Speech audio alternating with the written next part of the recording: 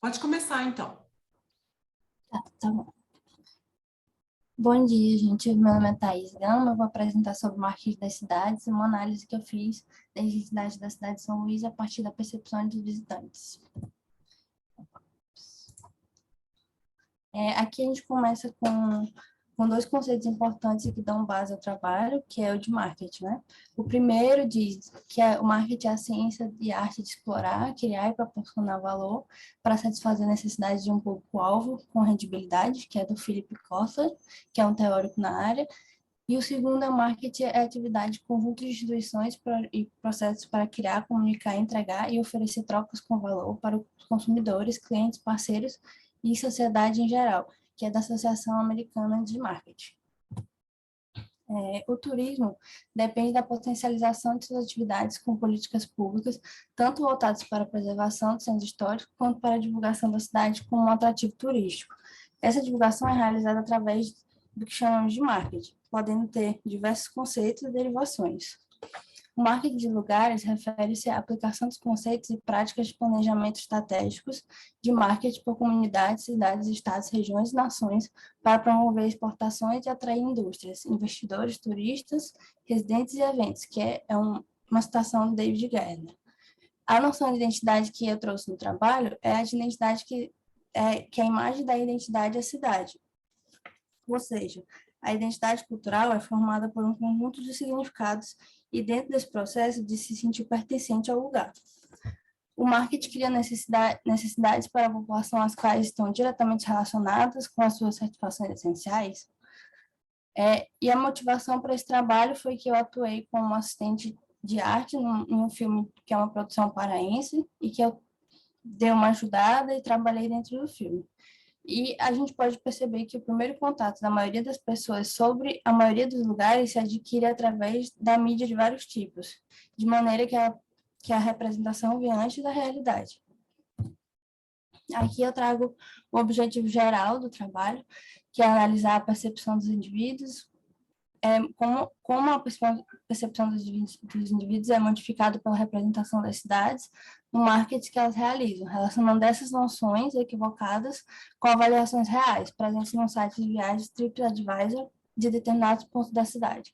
E os objetivos específicos, identificar como a identidade cultural do lugar é moldada através de representações sociais e analisar os aspectos da construção da imagem das cidades no marketing.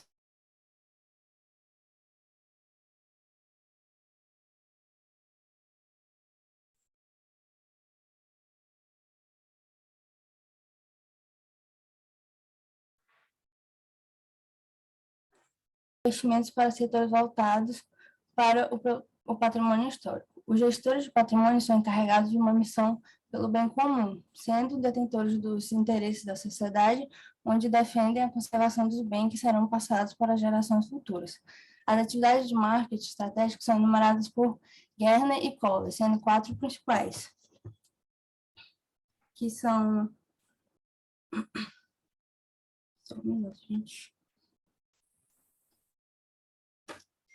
Que são atrair investimentos,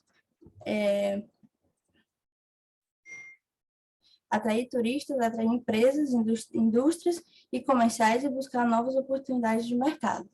O olhar da sociedade sobre as cidades e a arquitetura presente nelas potencializa através das imagens. Aqui eu trouxe uma coisa engraçada que apareceu numa novela, que é a representação de São Luís, que foi uma das primeiras vezes que apareceu, que os personagens estão dentro de um ônibus que está no centro da cidade, e do nada eles aparecem no Lençóis Maranhenses. Então isso causa uma confusão, porque as pessoas no começo pensaram que os lençóis eram próximos, que dava para chegar de ônibus que circulou pela cidade, mas isso não é verdade, porque os lençóis ficam a 3 horas de São Luís, da cidade. E temos o marketing como cultura de massa. Quanto aos tipos de cultura que influenciam e têm grande alcance dentro da sociedade através de meios de comunicação, temos a chamada cultura de massa. Entre o final do século XIX e o início da Primeira Guerra Mundial, houveram muitas mudanças, como o aumento do número de pessoas analfabetizadas, melhorando condições de vida e desenvolvimento tecnológico. A cultura de massa é o processo de mercantilização da cultura, introduzindo os ideais industriais com o objetivo de atingir em massa a população para gerar lucro e relações comerciais. Compreendendo a indústria televisiva e da internet como fortes formadores de opiniões e influenciadoras também, temos a interligação dessas indústrias com a política vigente nas sociedades.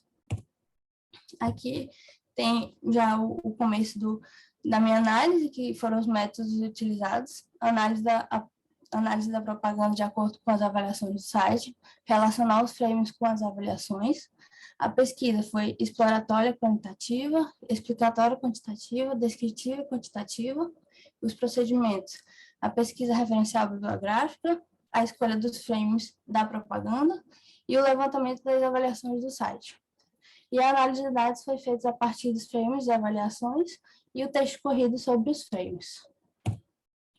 Aqui tem a metodologia utilizada, que foi a que a autora usou, que no caso fui eu, no meu trabalho de conclusão de curso, que eu analisei 2 filmes da Ótica de Paris, e eu usei os frames para fazer essa mesma relação com as avaliações. E o objeto de estudo, que foi a propaganda escolhida, a propaganda Conheça São Luís, Turismo com Segurança, que ela divulga a cidade como reconhecida internacionalmente como um destino seguro, recebendo o selo Safe Travel, que é quando a cidade segue todos os protocolos de Covid e está nesse grupo. E aí a gente chega nos resultados obtidos, que a cidade é apresentada como sinônimo de história, diversidade cultural, culinária e belezas naturais, com imagens ao fundo retratando a expressão artística do Bom Homem ao Boi, o centro histórico e as praias. Essas características são retratadas de forma real, por serem filmagens feitas de momentos específicos da cidade, não necessariamente foram produzidas e tudo mais. Ela está em pleno funcionamento, como na festa de São João, que ocorre todo ano, trazendo os principais ícones da cultura maranhense, o Bom Homem ao Boi, e o uso das praias para a prática de esporte, porque aqui venta muito a maioria do ano, das épocas do ano.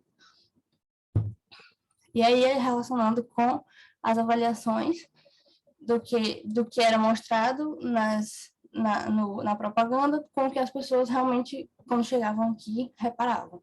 As praias têm vários pontos com placas de impróprios para banho, geralmente os que são próximos a hotéis e prédios residenciais, mas os próprios bares e quiosques das praias têm pouca infraestrutura para essa captação de resíduos.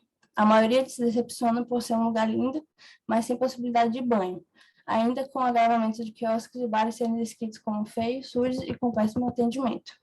Mas isso ocorre em pontos específicos, porque eu frequento, então eu sou uma frequentadora, eu sei que acontece, mas tem algumas exceções. E aí a gente chega no centro histórico em si, que essa parte da propaganda aparece dentro do centro histórico especificamente, que temos a exposição que São Luís é uma viagem ao passado, com a imagem da Praça João Lisboa, que é essa primeira imagem, que é um dos logradouros mais antigos da cidade, porque antes foi inaugurado em 1901 com esse nome, porque antes era chamado de Largo do Carmo, que abriga o convento e a Igreja do Carmo. E tem a escadaria da Rua do Embarque de Campos, como destaque. Ela faz parte do conjunto de escadarias da Rua do Giz, que foi eleita esse ano pela Casa Vogue a 6ª rua mais bonita do país, que é essa da segunda imagem. Aí temos as avaliações do centro histórico, que foram retiradas do site. A ideia elitista ainda está presente em comentários, que apesar de representar algumas partes do centro histórico, não definem todo o conjunto, mas frustram os turistas.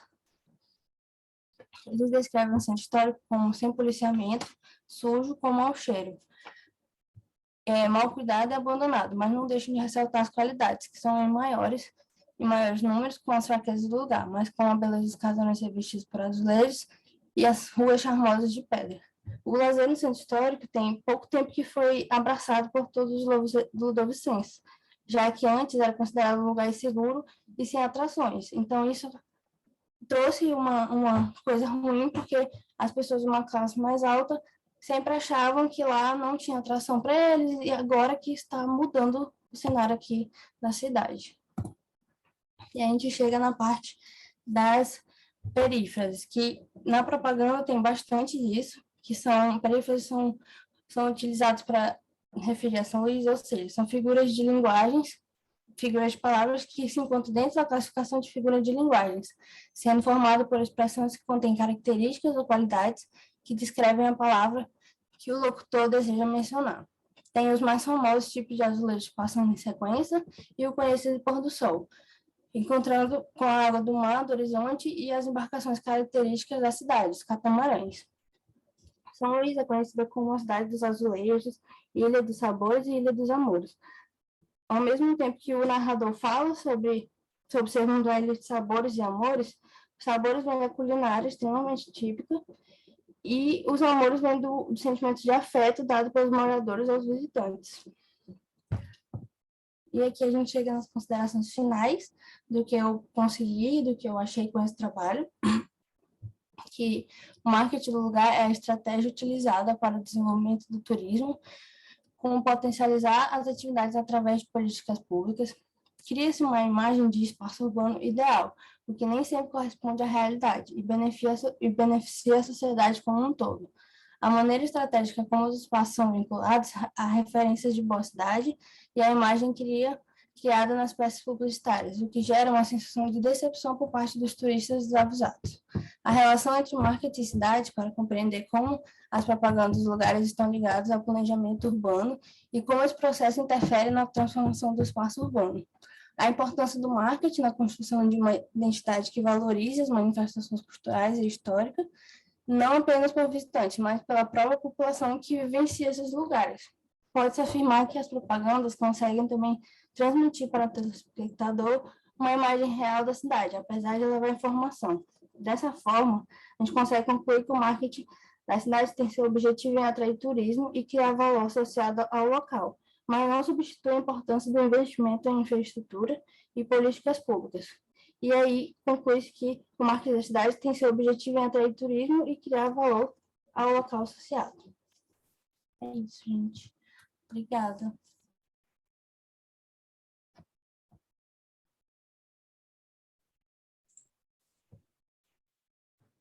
Obrigada, Thaís.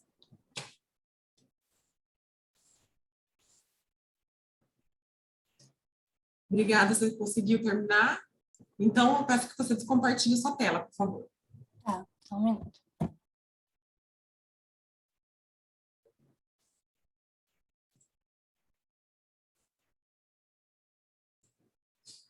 Miguel, Oi, Regiane. tem o Matheus também, né? Cadê o Matheus? Oi? Eu não tinha entendido o que aconteceu. Então, Miguel, você vai ser o próximo. Vou pedir para o Matheus, então, porque ele estava apresentando já. E Sem caiu problema todo algum. mundo, tá? Não, se Nossa, eu você parei onde?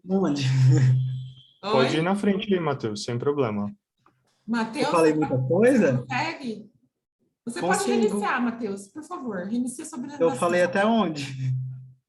Eu gostaria que você reiniciasse, porque perdeu bem no início, né? Então, Nossa, eu acho que é apresentei melhor. até o final.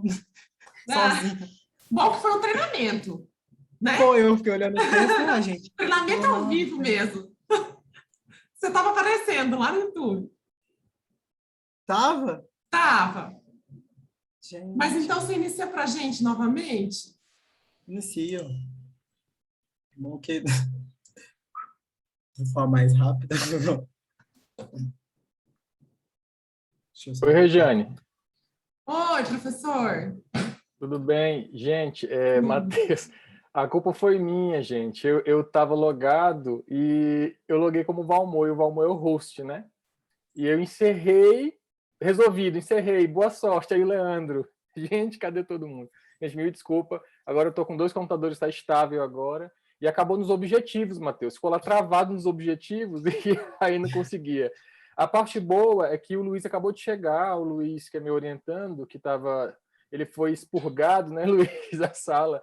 E agora com esse refresh aí conseguimos colocar todo mundo aqui. Então seguimos a sessão nessa sala está sendo gravada e depois essa sala vai para o YouTube.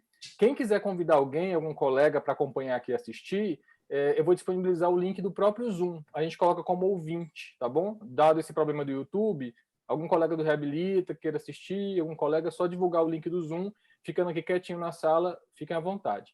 Desculpa a interrupção, agora vai dar tudo certo. Obrigado, Regiane. Boa Obrigada, sequência aí. professor. Leandro, obrigado pelo aviso. Você salvou aí Ganhamos uns minutos. Imagina. Obrigado. Vocês ficam vendo essa parte aqui do lado? Não, tem que minimizar, né? Sim, na verdade, você desliga sua câmera, tá? Também. Ah, é mesmo, senão... Qualquer coisa pode me avisar no celular, me dá um toque, não sei. Tá bom. Então, vou começar, né, novamente. Meu trabalho chama Experiências Sensíveis em Gramado, Marketing Urbano em Ambiências de Encantamento.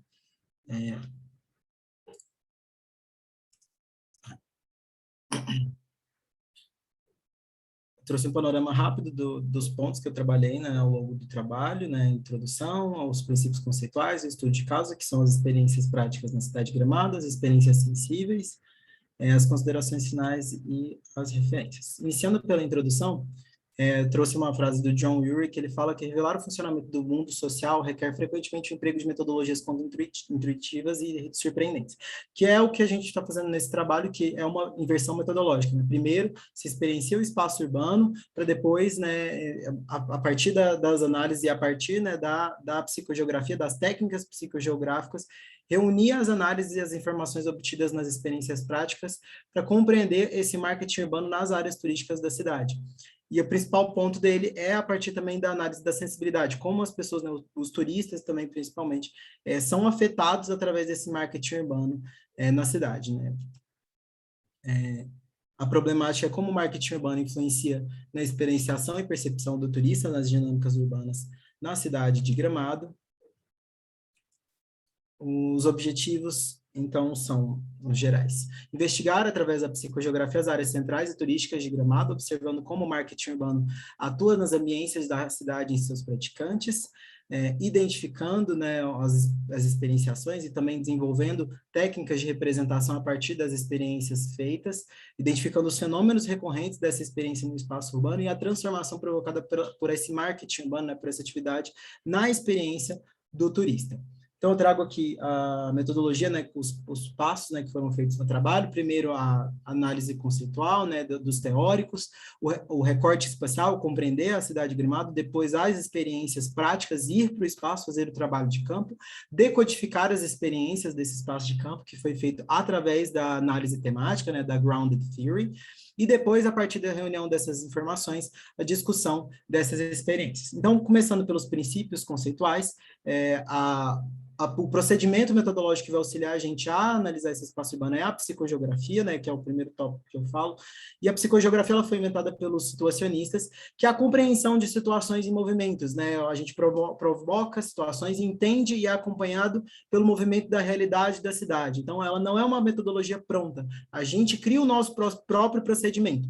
E nesse trabalho optou-se por interagir com as pessoas, conversar com elas e compreender como que são esses efeitos do ambiente, né, que o Thibault fala, que a psicogeografia é capaz de criar nesses praticantes do espaço. Então, um conceito que é atrelado à psicogeografia é o de ambiências urbanas. As ambiências urbanas, né, segundo o Thibault e o Goyard, são atmosferas que promovem sensações e a gente compreende a partir da ambiência urbana, e não a ambiência urbana em si. Ela é um conceito muito subjetivo, né, que promove o encontro de alteridades e sensações e subjetividades. E o Goyard, ele fala que para a gente se imergir e compreender uma ambiência urbana, a gente tem que fazer uma travessia em 3 etapas, que é écart, dedans e dessous. Eu entendo dentro da experiência, afastado dela, e a partir dela, promovendo interações, promovendo o que ele fala, né, oferendas, né? Eu faço oferendas que eu interajo, não a oferenda, no caso, nesse trabalho, é eu interagir, conversar e ter a percepção das pessoas, né, que são esses praticantes do espaço, né, os personagens do espaço, tanto os moradores quanto, né, os turistas que praticam essa cidade, e a nossa própria percepção também como pesquisador, já que a gente se desloca e também é objeto parte, né, dessa pesquisa. E aí a parte, né, principal, né, também que ajuda a gente a catalogar e reunir esses dados é a Grounded Theory. Então a gente apreende o objeto de estudo, faz as experiências, coleta esses dados, organiza eles e agrupa pela forma de repetição dele para entender o que acontece nesse espaço urbano, sintetiza ele em conceitos maiores e depois a gente discute esses conceitos que a gente obteve no espaço urbano. Então, entrando no estudo de caso, né, no caso, o objeto de estudo, que é a cidade de Gramado, né, tem 35 mil habitantes, 875 mil, a população, ela está a 115 quilômetros de Porto Alegre. Eu trouxe até um dado aqui relevante, é um dos principais, né, pontos de renda, né, do estado do Rio Grande do Sul. Segundo o TripAdvisor, ela foi o segundo lugar mais visitado do Brasil em 2018, o terceiro mais visitado em 2019 pelo Trivago. Pelo Ministério do Turismo, um levantamento feito, é um dos 21 destinos mais visitados do Brasil nesse ano, e no IBGE de 2019, o estado do Rio Grande do Sul foi o quarto mais visitado do Brasil, e o destino foco dessa visita é a cidade de Gramado e Canela, né, que são cidades juntas. Eu vou falar muito rapidamente dessa relação delas. Aqui tem algumas imagens, né, da cidade, né? Aqui, inclusive, é uma imagem de Canela. As duas cidades têm características muito semelhantes, tanto urbanisticamente quanto arquitetonicamente, essa exploração de cenários artificiais, falsos, a procura pela culinária, pelo clima, por ambiências de prazer, né? Que encantam, que é justamente o que eu falo, né, no trabalho, essas ambiências de encantamento. Então, eu trago as experiências que foram feitas, foram nesse recorte que a gente estabeleceu, que é a Avenida Borges de Medeiros, né? Nela está localizado os principais pontos turísticos da cidade, dentro da cidade. A cidade tem vários outros pontos turísticos, mas a gente analisou especificamente só ela, que já é suficiente para a gente ter uma ideia da sensorialidade que essa cidade acaba, né, influenciando nos seus praticantes do espaço. Então, alguns dos seus lugares principais aqui é uma foto da avenida, a rodoviária, né, a Rua Torta, o parque o Lago da Joaquina Rita Beer, o Hard Rock Café e a Rua Coberta, que também é um dos destinos principais mais visitados pelos turistas na cidade. E também é um lugar que mais tem abriga, né, os moradores que trabalham nesse lugar, eles estão principalmente nesse recorte da cidade. Então, para fazer essas percepções e para gerar os mapas, né, e as cartografias que a gente fez, foram entrevistadas 77 pessoas, e eu trouxe um mapinha aqui para entender mais ou menos esse poder de atração que a cidade tem, não só nacionalmente, mas internacionalmente. Então, ela atrai pessoas de diversas realidades e lugares diferentes, e achei legal trazer ele só para entender como que essas pessoas, né, de onde elas saem, e que também esses mapas, eles têm uma análise diferente a partir da própria cultura, da própria alteridade de cada uma dessas pessoas. Então, a gente fez algumas perguntas básicas, que é o que resulta os mapas, né, que eu apresentei a seguir, que é de onde, né, a pessoa veio, qual lugar que mais atraiu a atenção, né, ao longo da avenida, quais as sensações você sente ao longo dessa rua e quais atividades você veio fazer. E aí, a partir disso, eu gerei um mapa, né, de sensações, um mapa de adjetivos, né, de as coisas que mais foram repetidas, né, ao longo dessa entrevista, né, frio, nostalgia, coisa de outro mundo, como estar na Europa, às vezes muvuca, porque o trânsito é insuportável, assim, muito congestionado. Para quem é morador, é ruim, para o turista é ao contrário, porque o trânsito é justamente... ele está sufocado, ele está congestionado, porque o turista está andando muito devagar para olhar a cidade não tem semáforo, é uma coisa muito natural, assim, de parar na faixa de pedestre, né? A mobilidade ali é uma coisa que acontece naturalmente.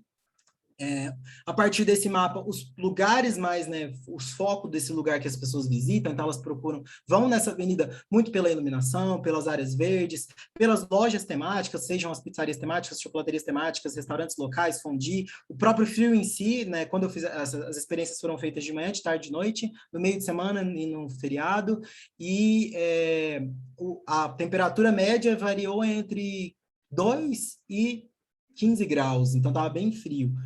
E as pessoas vão lá justamente para, né, para serem, né, imersas nessas experiências. Aqui é uma foto de uma pizzaria temática, né, de mágicos, que tem uma fila que, se não chegar antes das 4 da tarde, você nem entra, de tão lotado, né, que é a procura desses lugares. Aqui uma chocolateria, né, que a cidade tem várias chocolaterias, né, que disputam espaço ao longo dessa avenida, são bastante chocolaterias, e aí gerou-se, né, a partir dessas informações coletadas, dessa repetição de informações, eu fiz um mapa, na verdade, de sensações, porque eu percebi que todas as coisas que se repetem, na verdade, estão relacionadas à sensibilidade, à sensação das pessoas, né, à visão da iluminação, dos edifícios, da arquitetura, seja ela cenográfica ou não, né, eu vou falar um pouquinho, tem uma parte de Gramado que é muito cenográfica artificial, seja com a audição das músicas, dos cantores, a ambiência, né, das ruas, o som desses musicistas, o cheiro dos jardins, das flores, da própria comida, porque ao longo da avenida tem vários restaurantes diferentes, o tato, né, com esse estímulo do frio, ao mesmo tempo a gente querendo ser aquecido no restaurante e ver esse interno e externo, tá esse contraste, né, de estar na rua, mas ao mesmo tempo estar dentro de um estabelecimento confortável e se alimentando, né, estimulando o paladar, que é, eu acho, um dos principais pontos que o turista vai lá em busca, né, que é estimular esses sentidos.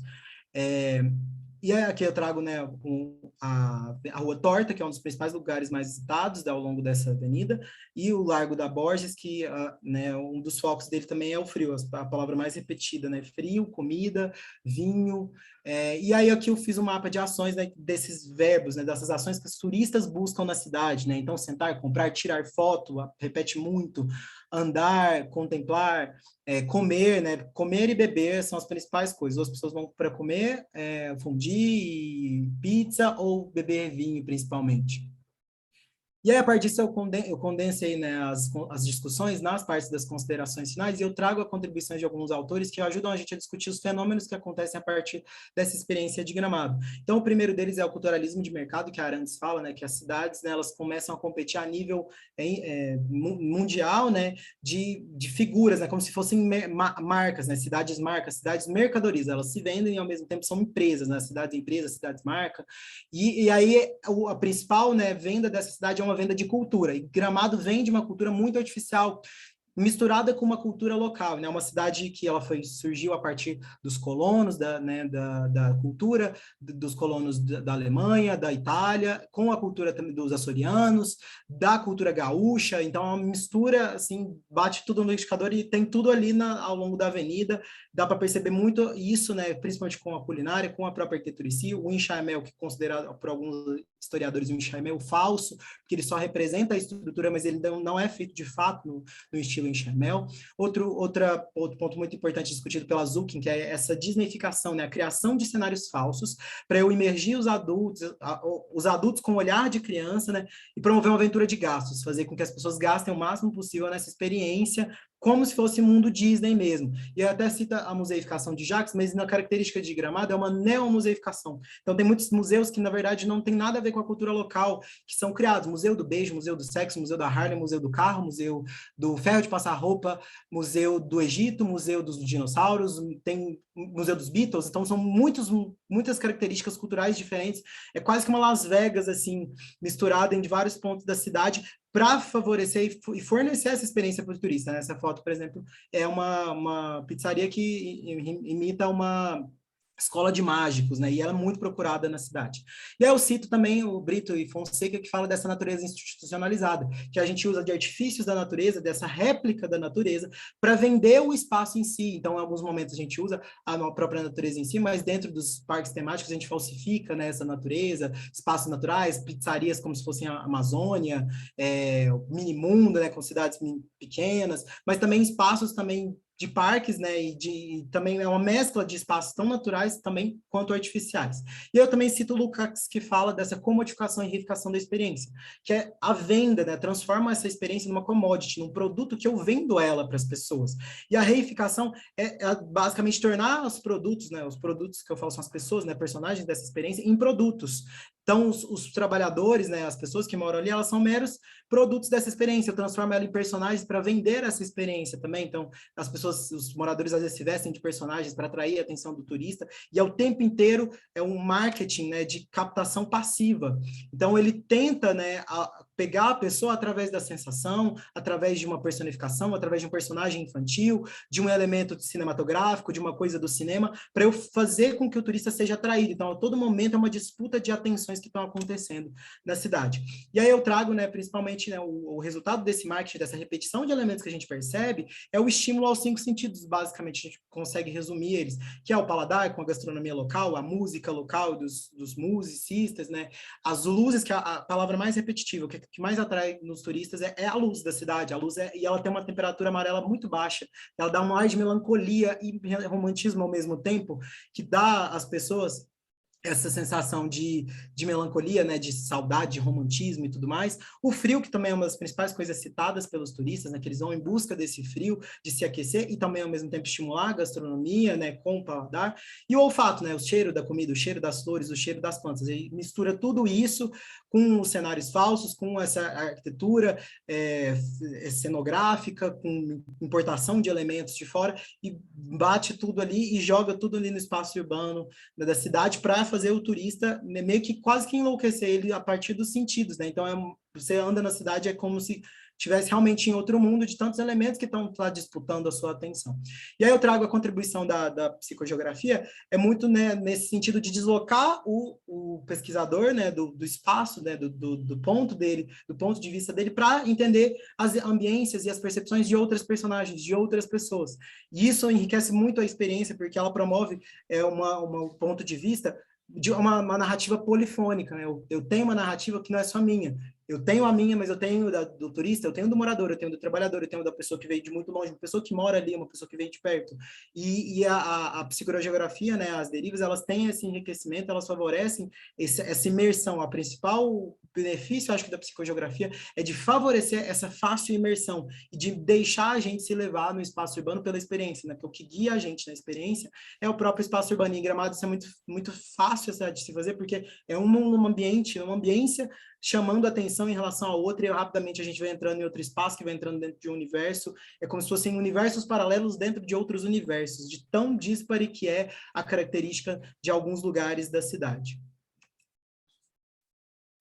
Aqui eu trago as referências, né, que eu utilizei, principalmente, acho que Zulkin, que ajuda bastante a analisar essa coisa da disneyficação, e, no mais, obrigado. Agora deu certo. Obrigada, Matheus, deu certo. Muito obrigada. Agora, compartilha a tela para mim. Miguel, tá por aí, Miguel? Olá, tô sim. Oi, você compartilha a tela, então, por favor? Sim.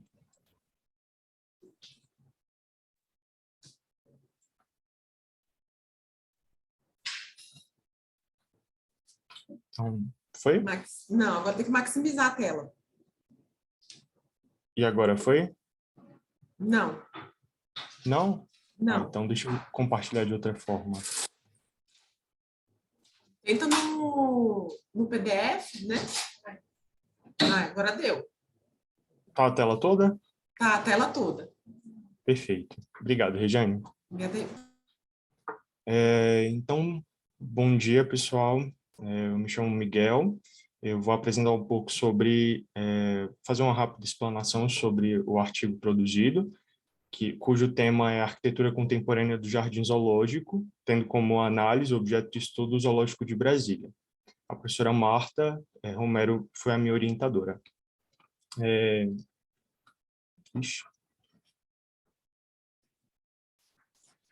Tá passando agora. Não. Tá passando? Agora foi. Tá, é porque tinha travado. Pronto, voltei. Vamos lá. Então, a ideia do artigo, né, a produção, trabalhar com essa questão do zoológico, surgiu a partir de uma inquietação e de reflexões acerca da relação do meio urbano com o meio natural. Já é amplamente conhecido, e vários autores já trataram sobre isso, que o crescimento desordenado das áreas urbanas e rurais tem acarretado consequências muito danosas ao meio natural. E quando a gente faz essa análise acerca do Cerrado brasileiro, que é o bioma onde nós estamos inseridos, essa ocupação começou principalmente a partir da década de 20, quando a indústria cafeeira ela começa a migrar para as regiões do Sudeste e as regiões mais centrais do Brasil. A gente pode perceber que em menos de um século, né, de ocupação mais ostensiva, mais de 40% do bioma do Cerrado já se encontra devastado ou em alto nível de degradação. Quando a gente pensa, né, a respeito da fauna, sem dúvida, um dos aspectos mais comprometidos nessa relação, né? Hoje o Brasil possui 1.173 espécies ameaçadas de extinção, sendo que 288 delas são endêmicas do Cerrado ou são encontradas no Cerrado, né? E é cada vez mais comum a gente ouvir relatos, né, de encontros de espécimes de fauna no meio urbano, né? Então isso acontece muitas vezes em atropelamentos, incêndios, desmatamento, né? E também com as espécies invasoras do meio urbano, né? Geralmente répteis ou grandes mamíferos, que acabam sendo abatidos, né, nesses encontros. E a partir disso, por que pensar no zoológico, né?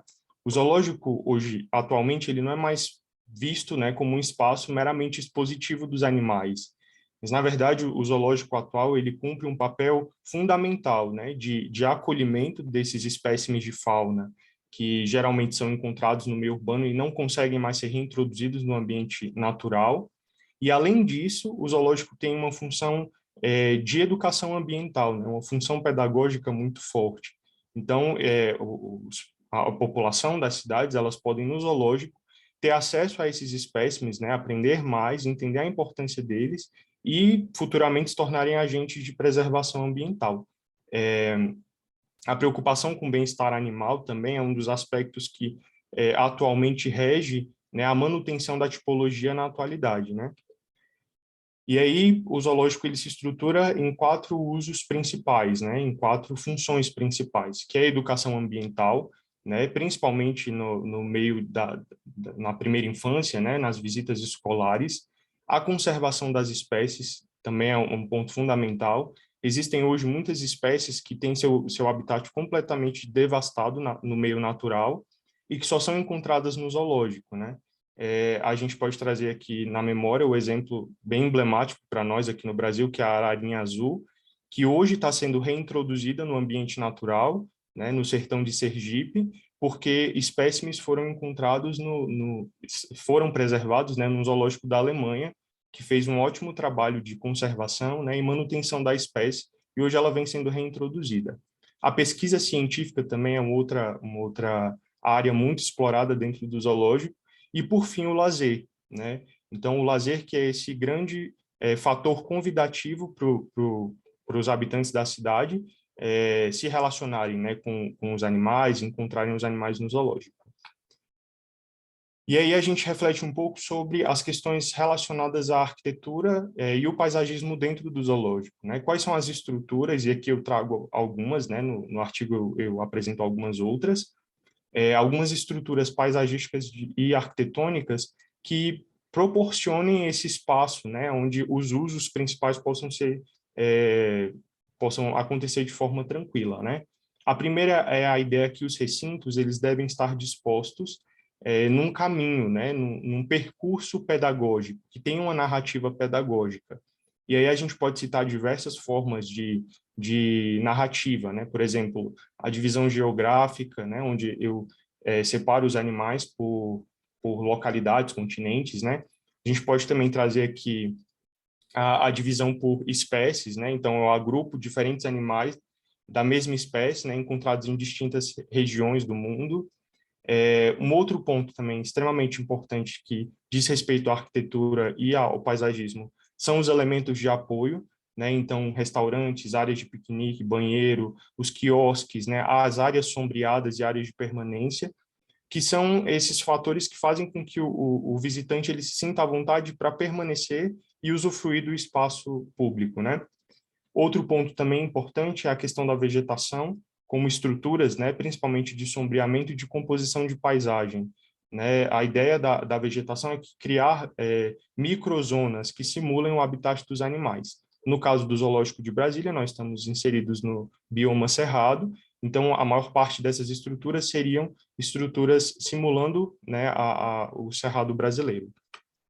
Aqui eu trago algumas imagens, né, de alguns zoológicos pelo mundo, que fazem esse uso da vegetação como imersor, né, na paisagem. na verdade, esse conceito é chamado imersão na paisagem e é extremamente eficaz, né? Não simplesmente olhar o animal naquele habitat, mas ser inserido no habitat do animal que está sendo exposto ali. Isso gera uma interação, né, e gera um retorno muito interessante dos visitantes. Agora nós entramos no recorte mais específico, que é o objeto de estudo que é o Zoológico de Brasília. O Zoológico de Brasília tem 140 hectares, né? Ele está hoje na região administrativa da Candangolândia, mas está dentro da região tombada do plano piloto, né? Aqui a gente tem as imagens de localização, onde ele se encontra dentro do plano piloto de Brasília. O Zoológico de Brasília foi escolhido pela sua consolidação emblemática, né? O primeiro fator que chama a atenção é que ele foi previsto, né, no projeto ganhador do concurso, na década de 60, mas a sua consolidação se deu de forma adversa do planejado. A ideia de Lúcio Costa era que o Jardim Botânico e o Zoológico formassem dois pulmões verdes no centro da cidade, né, próximo ao eixo monumental. O Zoológico e mais ainda o Jardim Botânico, eles foram deslocados para regiões mais periféricas, né, da cidade. Além disso, quando o Zoológico começou a ser ocupado, essa ocupação foi feita de forma desordenada, sem nenhum plano arquitetônico ou paisagístico. O plano diretor foi concluído somente em 1969, 12 anos depois da inauguração, e ele nunca chegou a ser completamente concretizado, porque o assentamento da Candangolândia já estava estabelecido e ele ocupou parte, né, do local onde era planejado a lógica do zoológico, né? Então, somente uma parte desse planejamento foi executada. Aqui eu trago uma imagem representando, né, essa ideia de onde estaria o zoológico, né, onde ele foi previsto e onde ele está hoje, né? O mais claro, o verde mais claro, seria a ideia de Jardim Botânico e Zoológico, e o verde escuro é onde o zoológico está localizado hoje. Um outro aspecto também interessante do lote, né, um aspecto que chama a atenção, é o forte cunho ambiental, né, de preservação ambiental que existe nesse lote, relacionado ao Cerrado. Ele está dentro da APA do Planalto Central. Hoje o lote é classificado como uma zona de uso sustentável, então é um local onde devem ser desenvolvidas atividades que promovam a sustentabilidade, e ao lado tanto de um lado quanto do outro do lote, existem uma zona de preservação da vida silvestre e outra zona de conservação da vida silvestre, né? Ambas com a função, uma de, mesmo sendo um parque, né, ter a interação humana, mas preservar a vida silvestre ali presente, a outra com um pouco mais voltado para a conservação, talvez formação de um santuário de vida silvestre, né? Então, o zoológico ele faz parte de um corredor ecológico relevante, né? Aqui uma imagem para exemplificar. Na parte superior a gente tem a zona de preservação, que hoje é o Parque Ezequias Hering, fica na cidade do Guará, e mais abaixo a gente tem essa zona de conservação, que é uma região mais alagada do Lago Paranoá, e, enfim, pega o Santuário de Vida Silvestre do Riacho Fundo. E aqui em amarelo, a área do zoológico, né? Agora a gente pensando um pouco nos aspectos bioclimáticos do lote, né? Um ponto a se destacar é a divisão da vegetação, né? A gente percebe aqui que a vegetação nativa ela está concentrada, principalmente próxima ao córrego, né? Às áreas aquíferas, e a vegetação mais antropizada ela praticamente está distribuída entre as áreas de exposição, né? As áreas mais acima do terreno. Aqui eu faço uma síntese, não vai dar para passar tudo, mas após uma análise, né, bioclimática do terreno, da cidade, levando em consideração os elementos climáticos, né, temperatura, umidade do ar, pluviometria e ventos, são estabelecidas diretrizes, de acordo com os estudos da professora Marta e também da ABNT que rege essas diretrizes, né? Um fator climático também que é interessante trazer como referência é a vegetação, né? No caso, a vegetação do cerrado, que seria esse fator, né, de geração de microclimas, microambientes para a ambientação dentro do zoológico. O que a gente pode destacar, né? A parte sul do zoológico ela tem uma vegetação nativa mais preservada e as partes acima têm uma vegetação mais antropizada, né? formada principalmente por uma vegetação herbácea exótica. Eu trago também isso aqui como uma diretriz, porque, enfim, né, estando localizado na região do Cerrado, é interessante que toda a vegetação, até mesmo pela questão dos custos de manutenção, ela se volte, né, para uma vegetação nativa. E aí a gente entra agora mais na questão das análises de categoria síntese, né, para a proposição de diretrizes. A metodologia que foi adotada para as análises é a teoria dimensional da professora Maria Elaine Cordove e do professor Gunther Cordove, levando em consideração 3 dimensões, né, eles definem 6 dimensões, mas eu levei especificamente 3, que é a dimensão bioclimática, funcional e copresencial. Tendo em mente também que dentro da dimensão bioclimática, os estudos da professora Marta foram um norteador, né, complementando a questão das análises. Aqui eu criei alguns quadros sínteses, né, apresentando a questão das análises, como elas foram feitas, né, primeiro uma descrição e depois uma avaliação e posteriormente a proposição de diretrizes, né. Aqui a gente tem a análise dos elementos de circulação, que foi uma das categorias analisadas. A próxima categoria analisada são os elementos de sítio físico. O interessante desse mapa também é que a gente pode reparar melhor essa questão da distribuição da vegetação no terreno, né? A gente pode perceber a formação mais florestal próxima dos lagos, dos córregos, perdão. Algumas áreas de vegetação florestal também dentro do terreno, como eu disse, né? Algumas árvores exóticas. E mais acima do terreno a gente tem bastante solo exposto, né? Que seria a área destinada ao Parque das Aves.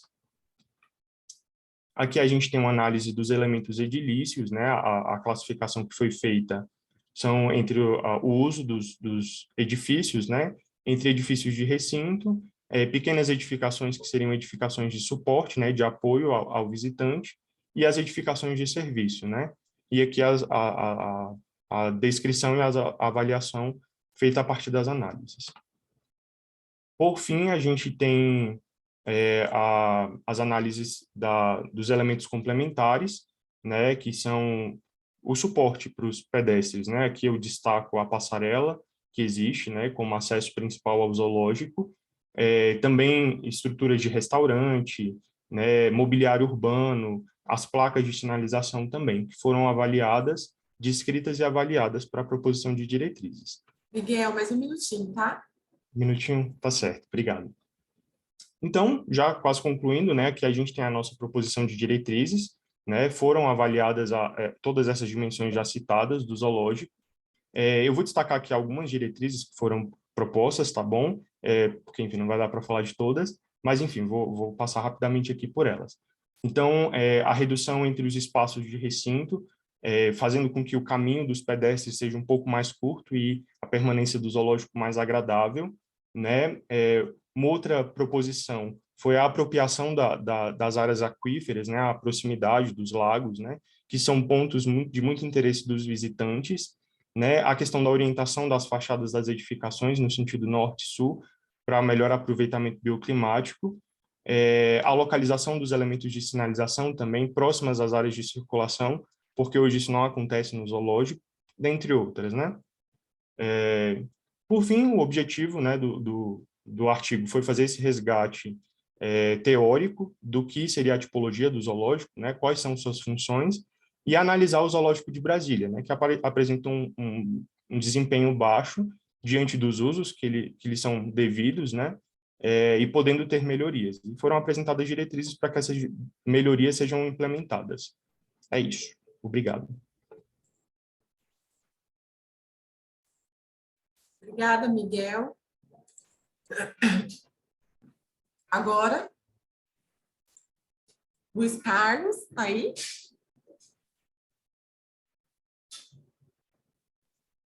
Eu queria pedir Oi, uma pausa bom bem dia. rápida. Pois não, Eu sei que a gente professor? já atrasou. Eu queria pedir uma pausa bem rápida, só para não perder a apresentação. Sim, Coisa bem rápida, menos de 5 minutos. tá. Bom dia, Regiane, me ouve? Bom dia, Luiz Carlos. Sim. Posso te ver? Bom dia, Podemos te pode. ver? Sim, claro. Perfeito. Tudo bom? Vamos então. Tudo. Então, vamos testar já a sua apresentação? Você já compartilhou sua tela? Tá. Só para a gente já ir testando, porque a gente aguarda. Vários participantes podem compartilhar simultaneamente, somente um participante pode compartilhar por vez. Opções de compartilhamento avançadas? Share screen. Tem uma, bem aí no seu menu embaixo, tem vários botõezinhos. Tem um que está com uma setinha para cima.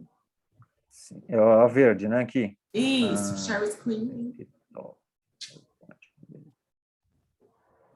Compartilha a tela toda, Luiz, é mais fácil. Isso, agora é uma tela cheia. Pronto? Excelente. Só esperar o Leandro retornar, a gente começa. Só fazer o teste Passa aqui. isso, já passou, perfeito. Bom, Você avisa depois no de... minuto 14, né, Regiane? Você avisa no último minuto, né? Eu aviso, quando der 14 minutos, eu aviso que está faltando um só. Bom trabalho, Luiz. Estou por aqui. Tá. Posso começar? Não, espera um pouquinho. Não. Sim. O retorno do professor, claro. Isso. Daí, Luiz, quando você estiver apresentando, eu vou pedir para você desligar a sua câmera. A gente só queria ver você mesmo, né? Para a gente dar uma ideia de que está apresentando, mas aí na hora que você estiver apresentando, você já desliga a sua câmera. Desligar ou só bloquear aqui? Ó? Desliga. Só colocar no stop vídeo, sabe? Aí nos botãozinhos embaixo. Interromper. Não, interrompe não. Não, aí não. É que você não está vendo, né? Você compartilhou. Pois é. Tá. Eu vou dar um ESC, sair. Dá um ESC. Não precisa compartilhar, só dá um ESC. Isso. Agora você consegue ver o Zoom? Pronto, gente. Perdão, viu? Obrigado por terem esperado. Só a telinha da, Lá das em pessoas que cima estão tem que levar o acompanhando. mouse lá para cima, que aí aparece uma barrinha. Pode levar todo. Para onde? Opa. Pronto? Vamos começar. Sim, pronto. Agora deu certo. Agora você maximiza a tela de novo, por favor. Pronto, vamos lá. Então, o Scar, você tem 15 minutos. Quando der 14 minutos, você já avisa que vai estar faltando um, tá bem? Tá bom. Então, pode começar. Bom, meu nome é Luiz, meu orientador foi o professor Caio Frederico Silva, e o tema da pesquisa é Espaços de Encontro e Permanência, uma análise das praças do Distrito da Lapa, na cidade de São Paulo.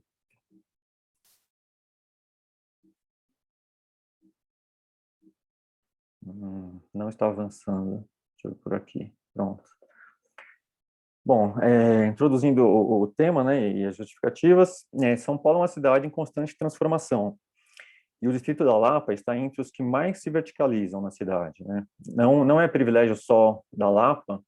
Na região oeste, por exemplo, outros distritos como Perdizes, Vila Leopoldina também passam por um processo de verticalização bastante acelerado. E outras regiões da cidade também, né? Em todas as zonas da cidade.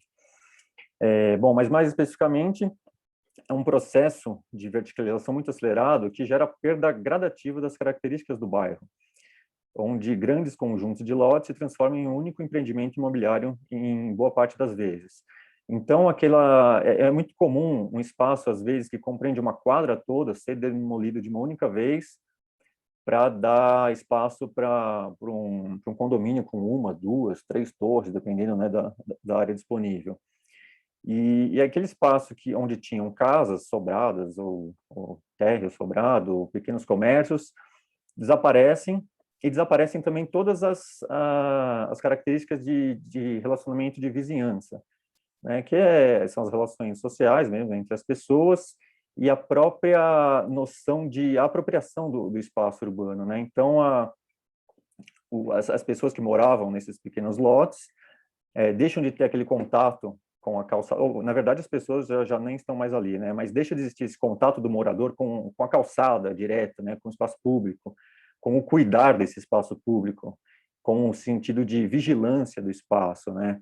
Então, todas essas características elas desaparecem e os novos moradores dos grandes edifícios têm sua vida social basicamente que restrita aos muros do condomínio.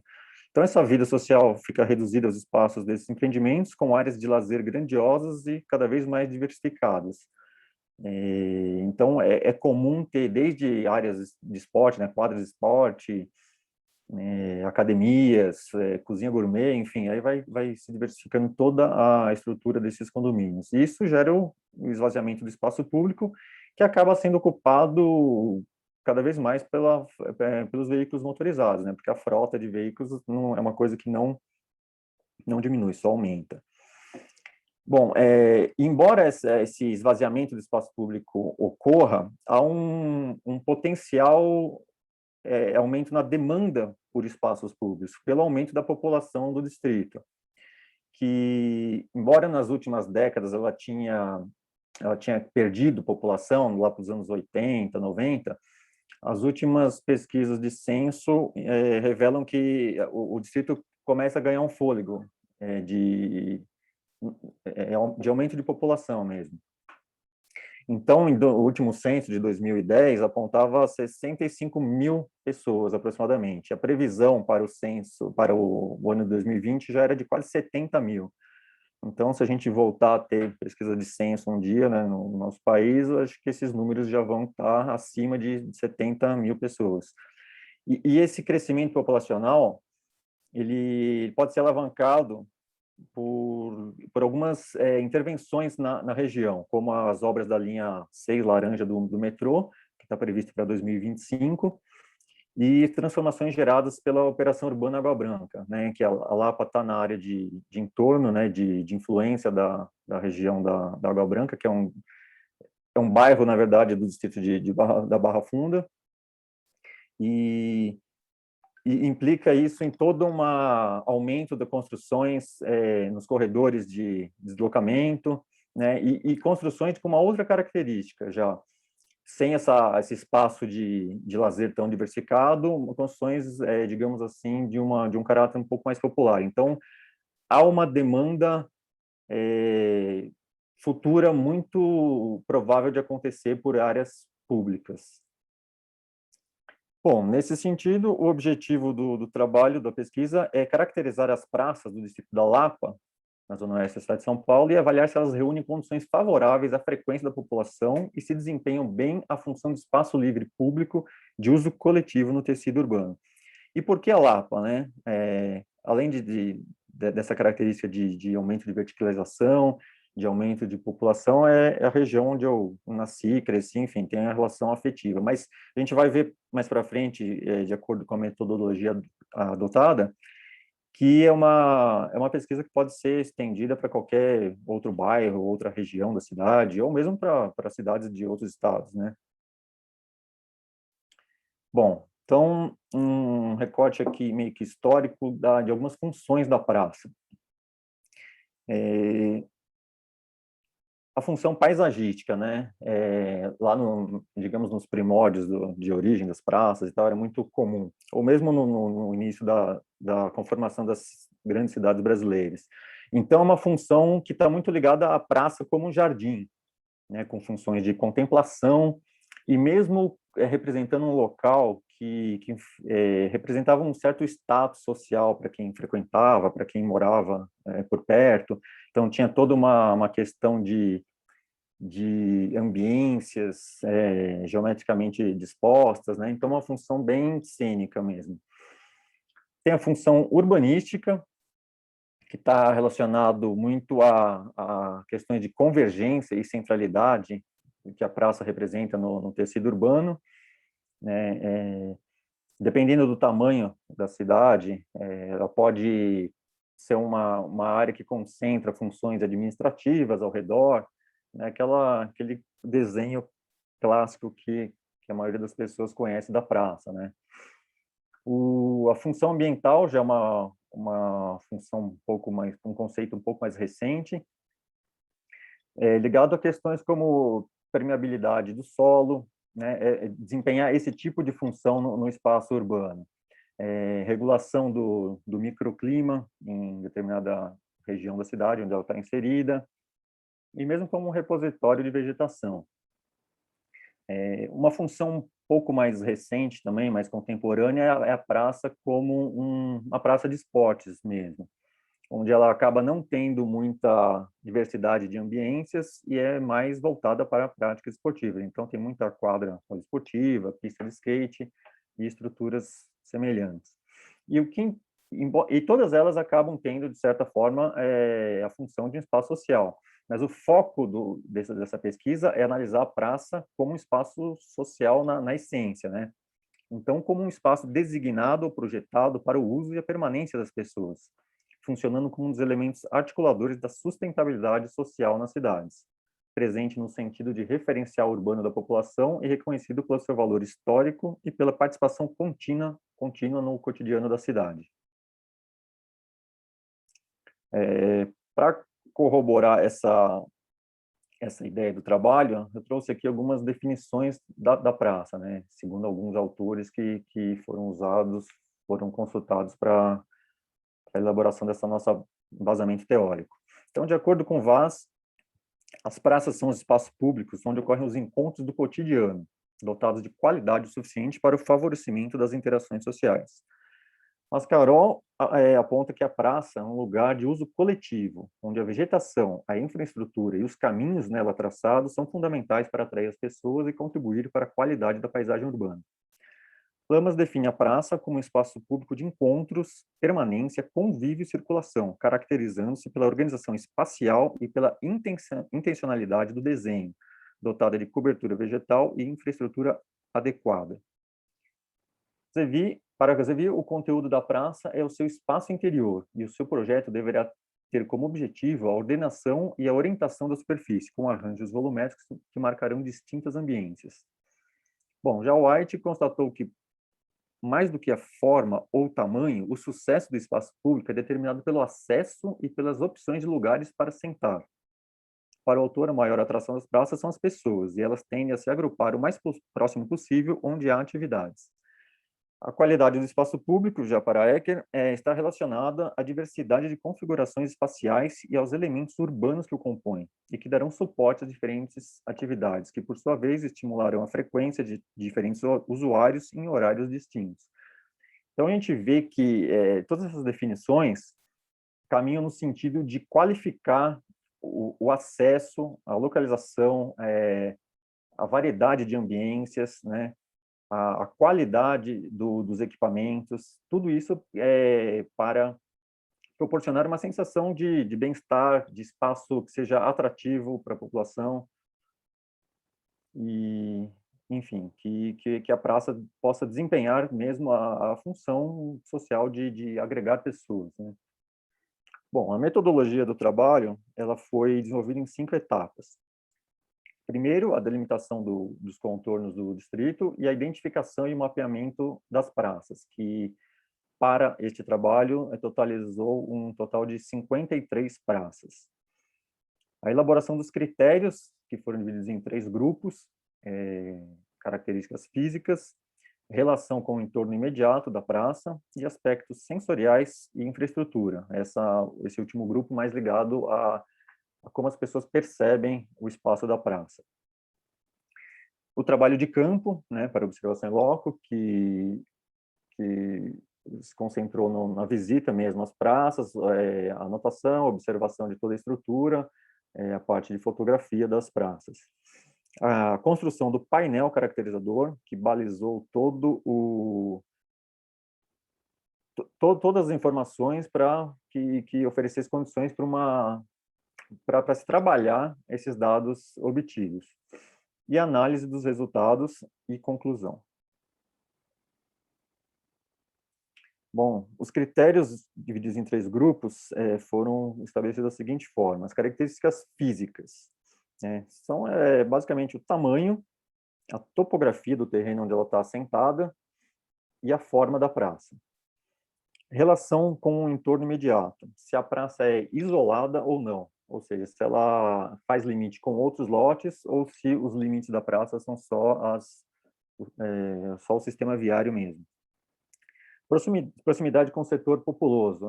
Aqui eu adotei a proximidade do setor censitário mais populoso numa distância de até 500 metros da praça. Acesso físico, se ela é acessada por faixa de pedestre, se tem calçada em todo o seu perímetro, ou na maior parte do perímetro, ou se não existe acesso. A classificação viária das ruas que fazem limite com a praça Foi uma classificação hierárquica estabelecida pela Companhia de Engenharia de Tráfego da cidade de São Paulo, né? Então, foi identificado 3 níveis de hierarquia viária para as praças analisadas, que é a vias locais, vias coletoras e vias arteriais. Se a praça é caracterizada como um ponto nodal no bairro, no distrito, ou não. E, por último, os aspectos sensoriais e a infraestrutura instalada. Aspectos sensoriais têm a ver, como eu disse anteriormente, com o modo como as pessoas percebem o espaço, né? A leitura que elas fazem do espaço da praça. Então, vai desde se tem uma identificação de placa mesmo, né? Identificando o logradouro, o acesso visual, se ele é permeável, se ele é prejudicado, né? Então, se ao passar ou pela rua, ou enfim, um visitante esporádico, se ele consegue identificar os limites da praça, o tamanho, se ela é convidativa, que tipo de estrutura tem. Então, o acesso visual está relacionado a esse aspecto. A cobertura arbórea, ela é a cobertura que a copa das árvores proporciona em termos de sombreamento na área da praça, relacionado a uma questão de conforto. O acesso interno, se ele é adequado, se ele é prejudicado, se ele é impedido. Ou seja, se há caminhos demarcados, caminhos Luiz, mais um pavimentados. minutinho, tá? Desculpa interromper. Mais um minutinho, tá. Bom, então vamos correr aqui, que agora... Bom, referencial interno e equipamentos e estrutura. Aqui, a delimitação da área de estudo, né? A Lapa é um bairro com características bem peculiares, ela é cortada por linha férrea, faz limite na região, na área norte, ali pelo Rio Tietê, e as praças, elas têm essa distribuição, uma concentração muito grande de praças na região mais íngreme do distrito, aqui na porção sul. E tem a região tombada pelo Compresp, que é a região da City Lapa, que foi excluída do trabalho por apresentar uma característica ambiental bem peculiar, bem favorável. Então, ficou fora do escopo do trabalho. Aqui, a simbologia adotada, né, topografia, se ela é predominante plano, inclinado ou muito acentuada, a forma da praça, a Luiz densidade... Carlos, Oi. eu vou pedir para você pode finalizar no seu tempo, tá? Mas seja breve, não precisa contar os minutinhos, não, porque O houve tempo uma começou a ser contado confusãozinha, né? na hora que o professor se ausentou ou quando ele retornou? Não, eu digo Bom, enfim. assim, não precisa finalizar em um minuto exatamente. Você pode finalizar no seu tempo, mas seja breve. Tá, Porque, sim. porque a gente perdeu um pouco de tempo, houve uma confusãozinha no começo, né? Isso deixa a gente um pouco nervoso. Então, Tá você bom, pode vamos lá. concluir tranquilo, tá bom? Então tá. Bom, classificação viária, né, é uma questão apenas hierárquica, o acesso físico, se é faixa de pedestre calçada, o acesso visual, cobertura bolha representada pelas folhas, né, a cada 25% de cobertura, o acesso interno, os equipamentos instalados e informações se possui ou não possui. E gerou um quadro síntese com as 53 praças. Esse aqui é apenas um recorte com as 12 primeiras, mas isso que balizou toda a interpretação das informações colhidas e a conclusão do nosso trabalho. Então, é possível identificar desde problemas pontuais, através de cada um dos itens analisados, como a correlação entre eles, né? Então, na parte das imagens, vai ficar mais perceptível isso. Aqui os resultados. Se um banco de praça pode ser encarado como um símbolo universal de um espaço público, né, caracterizado como praça, aqui a gente já percebe que 42%, um número muito significativo, quase metade das praças, não possui banco para sentar. Então, é uma deficiência muito grande observada nas praças analisadas. Praça pequena, com até 200 metros quadrados, significa, via de regra, ilha do sistema viário. Aí que a gente tem dois casos, né? Uma que é uma rotatória, que não tem sequer uma cobertura arbórea, a outra também não tem cobertura arbórea, ambas não têm faixa de pedestre, não tem um acesso facilitado, e visivelmente elas não cumprem a função de praça, né? Não precisa nem de uma análise mais aprofundada. É só ver a posição onde ela está, o tamanho dela, o fluxo viário que faz limite com com a área da praça. Então, e elas não têm equipamentos instalados, ou no máximo equipamentos básicos como lixeira e iluminação. E praça grande, acima de 5.000 metros quadrados, não significa necessariamente variedade de ambientes e equipamentos. Metade das praças analisadas com essa área é subaproveitada. Aqui à esquerda a imagem de uma praça que também não tem variedade de ambientes, a da direita também, embora haja muita cobertura vegetal, principalmente na da direita, a gente percebe que os espaços são subaproveitados. 51% das praças estão assentadas sobre terreno íngreme ou levemente inclinado. Aqui, duas imagens que representam muito bem que o acesso interno não existe nessas praças. É uma característica associada diretamente ao acesso interno prejudicado e ausência de equipamentos que favoreçam a permanência e o lazer. Então, são tanto as praças que são ilhas do sistema viário, quanto essas em áreas muito inclinadas, que são basicamente sobra de lote, elas carregam essa característica de qualquer espaço que não pode ser considerado como praça. É um jardim público, é uma ilha, uma rotatória, seja lá o que for. Limite com outros lotes prejudica o acesso visual. Esse foi outro item diagnosticado. Aqui à esquerda é uma praça que abriga uma estação de trem e o terminal de ônibus da Lapa. Então, ela tem um paredão ao fundo, uma cobertura vegetal que também dificulta um pouco, gera muito sombreamento, dificulta a interpretação do espaço. Então, a pessoa não sabe se a profundidade desse espaço, o que tem exatamente ali.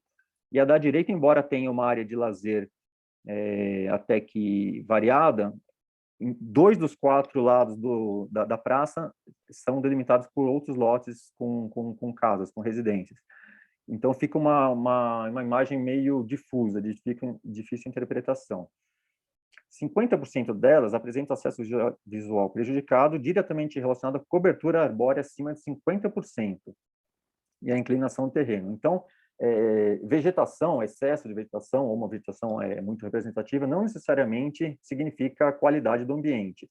Aqui a praça à esquerda, que é na verdade um organizador de tráfego, né, uma ilha com árvores de grande porte, a circunferência ali, do tamanho de 1 ou 2 carros, não tem calçada, não tem faixa de pedestre, o acesso é totalmente impedido pelas raízes dessas árvores. Já da direita, ela está numa área inclinada, com muita vegetação, e não se tem a noção do que existe nessa praça. Essa aqui é a parte inferior da praça, que um passante não dá a mínima importância, né, possivelmente. Já na parte superior dessa praça, tem uma área diversificada. Então, como a questão da topografia e da vegetação interfere na identificação desses espaços. Aqui, das 37 praças com cobertura arbórea acima de 50%, 24 apresentam no máximo estrutura básica e de serviços. Aqui à esquerda é um caso de uma praça muito subaproveitada, totalmente subaproveitada, porque ela tem uma declividade apropriada para a instalação de diferentes ambientes e equipamentos, e ela sequer banco para se sentar tem. 60% delas apresentam acesso interno prejudicado, extremamente prejudicado ou impedido, por fatores como muretas, inclinação do terreno, cerca viva, muros e alambrados. Aqui a praça da esquerda, uma cerca viva em todo o perímetro dela, do outro lado ainda tem um ponto de ônibus e uma banca de jornal. Luiz Carlos, você pode concluir, então? Muito ruim, sim, desculpa. Para nós? E a da direita é uma praça cercada por alambrado, ou seja, não tem uma função nenhuma enquanto praça. Bom, a gente conclui o seguinte, que a maior parte das 53 praças analisadas apresenta algum problema para o uso e a permanência da população, desde a ausência de bancos, que é uma estrutura básica fundamental, a ausência de estruturas de lazer e escassez de ambientes para permanência e o convívio, passando também pela dificuldade nas condições de acesso interno e a leitura do seu espaço. Verifica-se também que esses problemas decorrem de fatores como a inclinação do terreno onde a praça se localiza, o isolamento ou não da praça em relação a outros lotes e a expressiva cobertura arbórea em alguns casos. A pesquisa mostrou também que muitas áreas públicas, caracterizadas como sobras do processo de loteamento e ilhas do sistema viário, foram erradamente transformadas oficialmente em praças, sem se observar se os referidos locais eram minimamente adequados à circulação e à frequência da população, o que normalmente gera um espaço sem significado social algum. E a recomendação para estudos futuros, além de fazer uma depuração dos critérios, dos itens, melhorar a inter-relação entre eles, recomenda-se entrevistar as pessoas que usam as praças, né? Porque nesse cenário pandêmico era uma coisa que estava prevista, mas acabou não ocorrendo em função disso. Então, é uma recomendação para o futuro. E é isso, obrigado. Desculpa me estender, mas esse problema de desacesso e tal acabou gerando um certo descontrole. E se é possível fazer um agradecimento ao professor orientador, a toda a equipe do Reabilite e aos colegas que enriqueceram muito os debates durante todo esse 1 ano e meio. Obrigado. Tá, obrigada. Então, a gente vai só estender um pouquinho mais o seu tempo, porque você teve muita dificuldade para entrar, né? Houve um erro aqui nosso, mas deu tudo certo. Então, agora eu passo a palavra para os nossos membros da banca, professora Mariana, professor Leandro. Primeiro, professora Mariana, vocês têm 15 minutos cada um para explanar todas as suas questões. E se quiserem já perguntar alguma coisa para os alunos já tiverem para responder, tem que estar dentro desses 15 minutos, por favor. Então, bom dia, muito obrigada pelo convite novamente, né, para participar da banca do Reabilita. Quero parabenizar também a apresentação de todos os trabalhos. Eu achei, de modo geral, eles estão todos muito bons, a temática muito interessantes, muito variadas.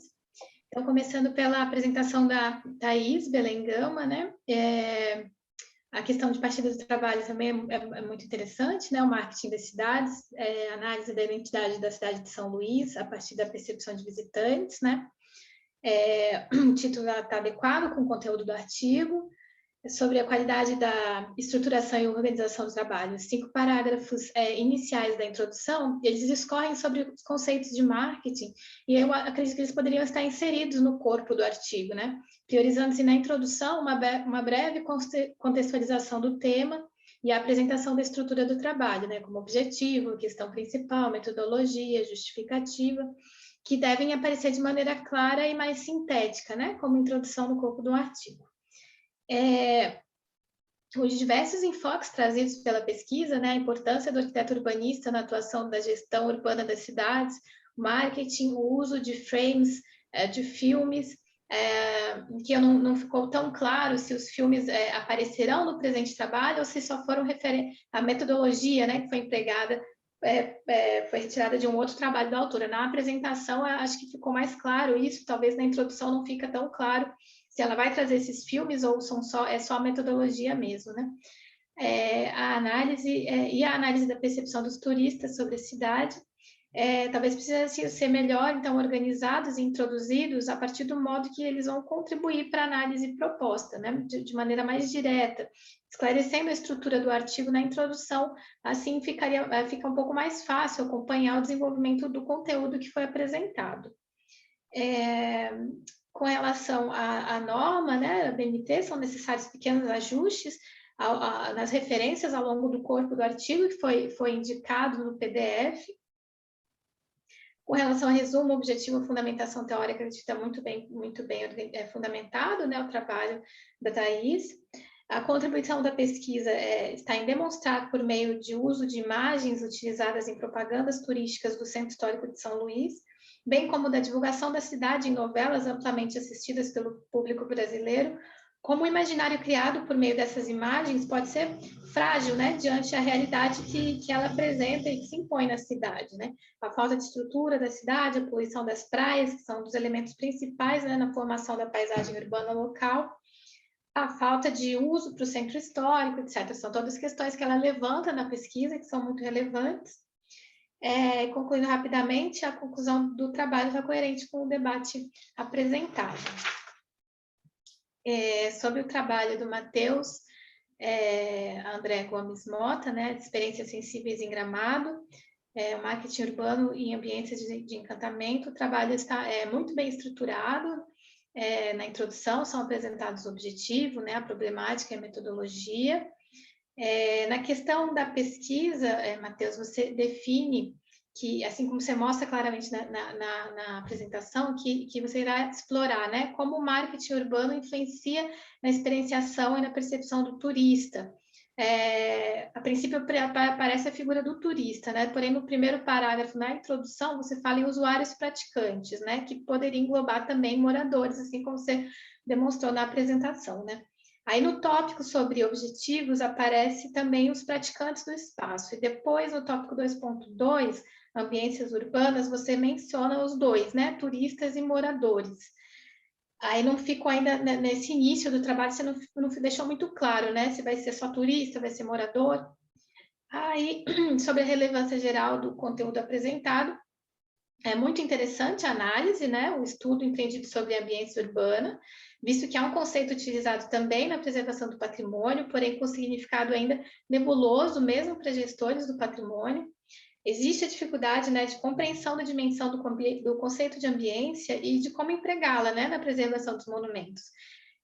No tópico experiências sensíveis, quando são apresentados os locais de origem dos entrevistados, vê-se que 56 pessoas de um total de 77 eram de outros estados e países, né? Apenas 21 eram do Rio Grande do Sul e os moradores mesmo não foi divulgado o número. Então, talvez por essa grande maioria de turistas que na questão da pesquisa foi apresentado, talvez que esse seja, então, o foco, né, sobre a experienciação e a percepção do turista. Porém, nos outros tópicos estruturantes do trabalho, ainda há certa, então, indecisão, né, nessa definição de quem são os praticantes do espaço, né? Ou ainda, talvez, como você faz essa inversão metodológica, a partir das impressões e dados coletados no campo, foi verificado que naquela região da cidade que você explorou, o uso é essencialmente turístico, né? Então, talvez ali não era o local, assim, apropriado para você trabalhar a ambiência com relação aos moradores locais, mas sim a um público mais externo à cidade mesmo, né? O título está adequado, a escrita acadêmica é muito boa, o trabalho é muito bom, parabéns mesmo, Matheus. E os resultados também são apresentados de maneira muito clara. Partindo agora para o trabalho do Miguel Amaro Santos, né? O artigo também está muito bem organizado. Eu sentia falta na introdução, né? Seria apresentada a estrutura do artigo, né? Além da contextualização do tema, né? De forma mais direta, né? O objetivo, a questão principal, a metodologia, a justificativa. Na introdução, não é necessário ainda você adiantar os resultados, né? Porque assim você já está entregando, digamos, o ouro, né, do produto do seu trabalho e ainda não apresentou a análise. Então, no resumo, ok, se apresenta ali, adianta alguns resultados, mas na introdução, acho que pode segurar um pouco algumas informações mais assim, né, de final, de conclusão. O estudo apresenta a temática relevante, faz uma contextualização do tema bastante precisa, sem se estender demais, né? Os tópicos estão bem distribuídos para a apresentação das atuais funções do zoológico na sociedade contemporânea e o porquê, né, dessa proposta de zoológico ter se mantido, né, até os dias atuais. Apresenta exemplos de zoológicos contemporâneos, com recintos adaptados climaticamente, de acordo com a vegetação, referente aos habitats de cada espécie. Você traz isso também na apresentação de uma maneira muito fluida, muito bem estruturada, bem como exemplos de circulação e trajeto pedagógico e infraestrutura adequada aos visitantes. O objeto de estudo está também bem apresentado e contextualizado. Os mapas talvez precisariam um pouquinho mais, uma maior nitidez, né, com relação às legendas, para possibilitar uma leitura, uma melhor leitura das análises, né? Por exemplo, no mapa de axialidade, não é possível distinguir muito bem as cores utilizadas para representar essas conexões na imagem, né, que você apresenta. A contribuição da pesquisa, então, está muito bem demonstrada, com a análise desenvolvida no corpo do artigo, bem como com as diretrizes propostas, né? Você foi muito feliz em terminar, né, realmente propondo diretrizes para nortear as intervenções no zoológico, né? Então, a conclusão está coerente com o debate apresentado.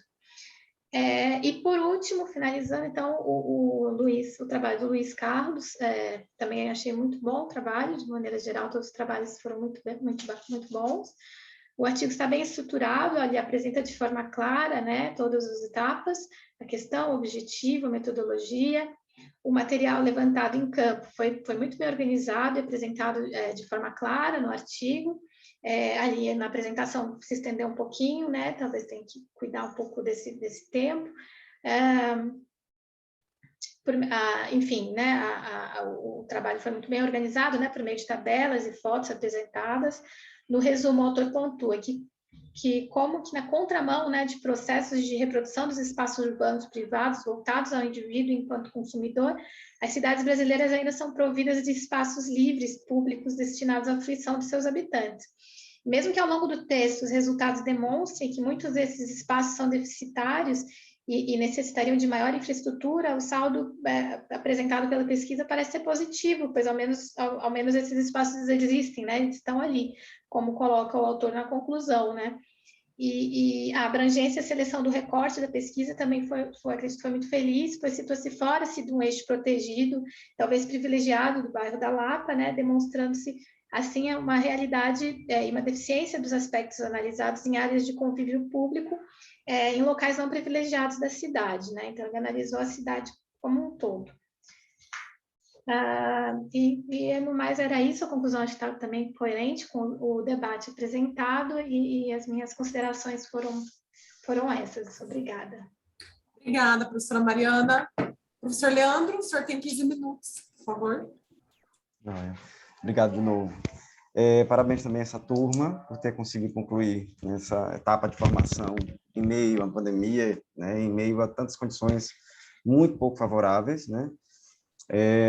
Diferentemente da outra, eu acho que aqui a gente não teve tanto problema do acesso ao arquivo, do acesso à documentação. Acho que boa parte delas foram atividades de campo, enfim, vocês tiveram condições de fazer. Lamento que tenham que fazer essas atividades de campo nessas condições tão desfavoráveis, né? Mas bem, também agradeço muito o fato de estar aqui com a Mariana. Acho que a Mariana antecipa muitas questões e faz uma análise muito cuidadosa, geral, assim. Então, eu vou me permitir, em vários trabalhos, partir para as questões de conteúdo, né? Acho que o trabalho, vou também pela ordem de apresentação, né? O trabalho, acho que, também antes disso, né? Acho que todos os trabalhos são muito provocadores, né? Acendem questões importantes, né? E em quase todos eu percebo que tem uma construção muito cuidadosa, né? Do objeto, da teoria que a subsidia e do desenvolvimento. Eu acho que, diferentemente da primeira, que teve uma coerência maior, assim, da relação entre a proposta, o argumento central e o desenvolvimento do trabalho. Tá? Isso é uma coisa a destacar desse grupo de trabalhos aqui, sem querer criar divisão entre turmas, evidentemente, né? Mas enfim, só para poder caracterizar que a gente está tratando de uma avaliação geral desses 4 trabalhos. O trabalho de Thaís, por exemplo, né, parece extremamente relevante, pode também, não sei nem se ficou tão claro para ela, mas pode subsidiar também a construção de elementos mais seguros para poder direcionar políticas públicas de turismo, para direcionar uma relação mais próxima, né, entre a realidade da cidade e a propaganda, para que a propaganda, e essas propagandas são vinculações públicas, né, das secretarias de turismo, ou das instâncias de turismo, né, elas precisam assumir, enquanto instâncias públicas, um compromisso maior com relação à veracidade, para que, né, seja, o seu trabalho já é, em si, uma crítica importante à maneira como os órgãos públicos veiculam imagens sobre as cidades, né, que elas respondem. Então, isso acho que tem uma grande contribuição. Mas também acho que tem um problema no teu texto que tem a ver com o que se chama de economia do texto, né? Que é essa distribuição das partes do texto, a distribuição dos conteúdos. Para mim também eu senti a mesma dificuldade com relação a entender qual seria o objeto do texto em algum momento. Eu acho que ele está bem construído, mas em algum momento eu fiquei na dúvida, vai analisar a novela da Globo, vai analisar o filme, né? Então, é uma questão de economia, né? Algumas coisas podem só ser mencionadas, ser jogadas no rodapé, para não perder o foco do que é o objetivo principal do trabalho, né? Inclusive nisso, acho que vale a pena criar uma distinção, né, assim, entre o que é uma crítica que se faz à imagem veiculada por novelas e filmes e o que é uma crítica que se faz à imagem veiculada por propagandas oficiais, por propaganda de Secretaria de Turismo, né? Então, eu entendo que isso provoca o debate e ajuda a criar um pouco uma aproximação com o leitor, mas eu acho que não se deve estender a mesma crítica às duas diferentes mídias, né? Mesmo a novela, e a gente sabe que as novelas da Globo também têm um papel de propaganda, turismo, né? Historicamente elas têm esse papel, mas mesmo assim elas são, antes de tudo, uma narrativa ficcional, então elas não têm um compromisso tão pesado com a realidade, né? Então é de se esperar que a novela e o cinema, pela própria pela própria natureza da edição e natureza dessa narrativa fílmica, se permita cortes abruptos e certas distorções da realidade. Basta pensar no caso clássico do filme do James Bond no Brasil, em que o cara sai do Rio de Janeiro, pega um barco e vai parar na selva amazônica, depois nas cataratas do Iguaçu. Então, esse é um caso clássico, né, de como o cinema ajuda a reproduzir certos estereótipos e cria noções completamente distorcidas do que é a realidade do lugar a que ele se refere, né? Mas, bem, isso tudo, desculpa pela digressão, mas acho que seu trabalho se firma com uma importante crítica a essa propaganda oficial, e ela está muito bem baseada numa crítica à indústria cultural. Você menciona o Horkheimer e o Adorno. Eu acho que é importante, inclusive, mostrar o quanto que essa crítica da indústria cultural pode ser estendida para a contemporaneidade como uma crítica do turismo, que também está associado à indústria cultural, né? E acho que você tem bons elementos do desenvolvimento. Chamo também a situação que acho que as conclusões, em alguns pontos, são um pouco precipitadas, né? Não são precipitadas, acho que são um pouco distorcidas. Quando você diz, por exemplo, que essas distorções entre a propaganda e o real intensificam ou originam injustiças sociais, eu acho que não é bem esse o percurso. As injustiças sociais estão aí.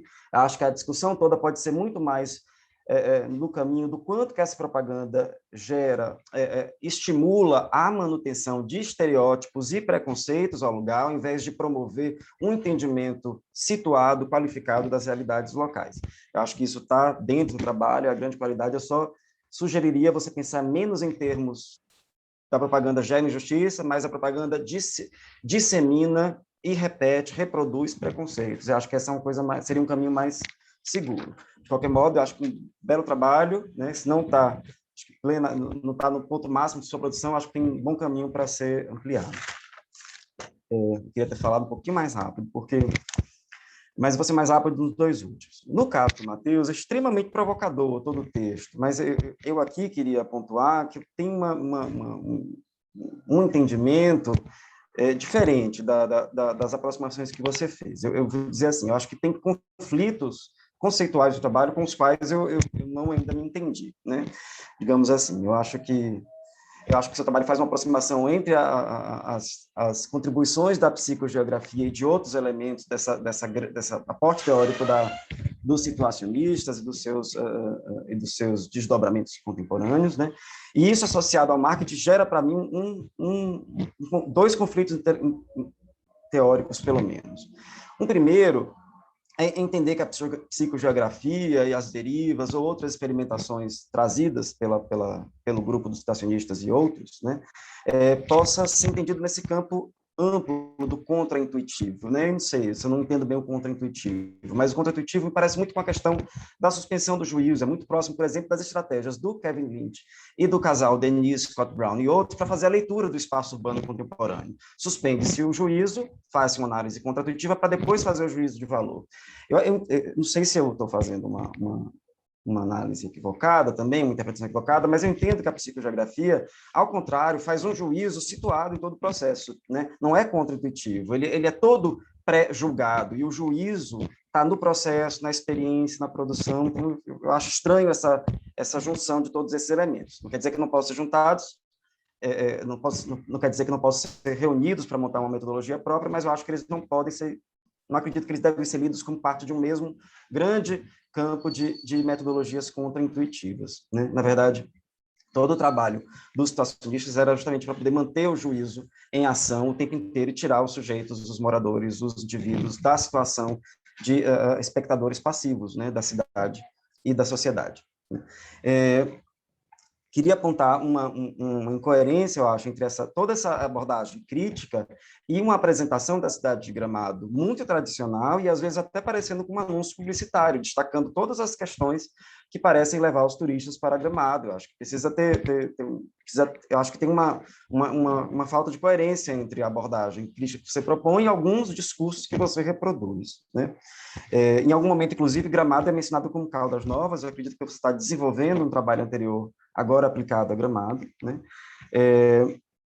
E aí o outro conflito que eu identifico como um conflito teórico importante é a tua conclusão, se eu entendi bem, seria de dizer que justamente que a cidade de Gramado, por explorar muito intensamente todas essas toda aquela dimensão sensorial, ela leva a uma exploração maior da experiência urbana, né? Se eu entendi isso, eu acho delicado, assim, acho que ele podia pensar melhor, porque, veja, toda a crítica à reificação do Georg Lukács que você menciona, que é uma crítica grosso modo, né, da mercantilização de tudo, inclusive da própria experiência. E a crítica à sociedade do espetáculo do Guy Debord, que está aí, digamos assim, baseando muito da produção dos situacionistas, eles servem, combinados, a uma crítica do que se chama de experiência.